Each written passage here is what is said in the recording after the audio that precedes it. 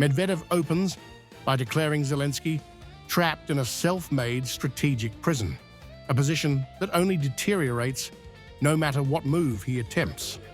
He frames the entire Ukrainian leadership as cornered and rapidly losing control of the wider conflict. The tone is absolute.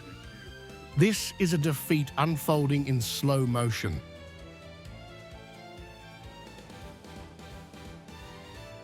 ZUGZWANG for the Banderite scum. As expected, the Green Enite has landed himself in a classic ZUGZWANG. With every passing day, his position on the chessboard only gets worse. Medvedev warns that the Russian encirclement of Ukrainian troops has reached a point where a total frontline collapse is no longer theoretical, but imminent. He says the breakthrough could trigger a chain of territorial losses Kyiv cannot stop. Ukraine is portrayed as standing on the edge of a catastrophic military domino effect.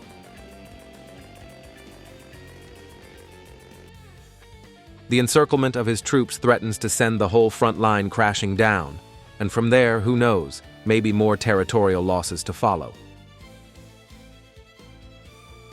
He describes the internal situation as equally disastrous, with the energy grid buckling, blackouts worsening, and heating systems sliding toward breakdown as winter approaches. Medvedev insists Kyiv is losing control not only at the front, but at home, with basic services failing.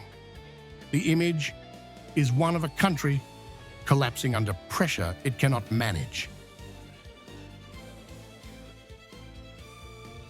The energy grid is collapsing under Russian strikes.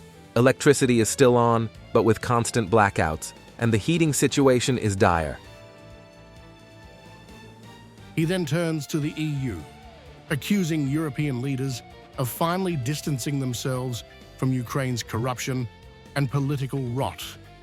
Medvedev argues that Europe is growing tired of carrying Kyiv's scandals and prefers to avoid sinking alongside Zelensky's inner circle.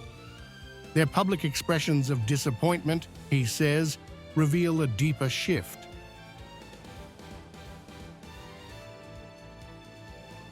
European leaders may be lapdogs, but they're not complete idiots. They'd rather not share the same fate as the overgrown mold of Ukrainian corruption. And in his most brutal passage, Medvedev says Zelensky's survival now depends entirely on Washington, a capital he claims is already preparing to discard him. He argues the Americans alone decide whom to protect and whom to eliminate, and Zelensky has become expendable. The metaphor he ends with is surgical, merciless, and final.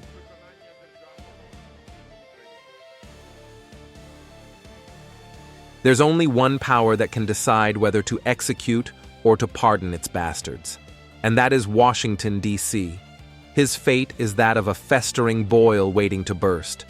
The sharp scalpel of history is already hovering above him, and the lancing is inevitable.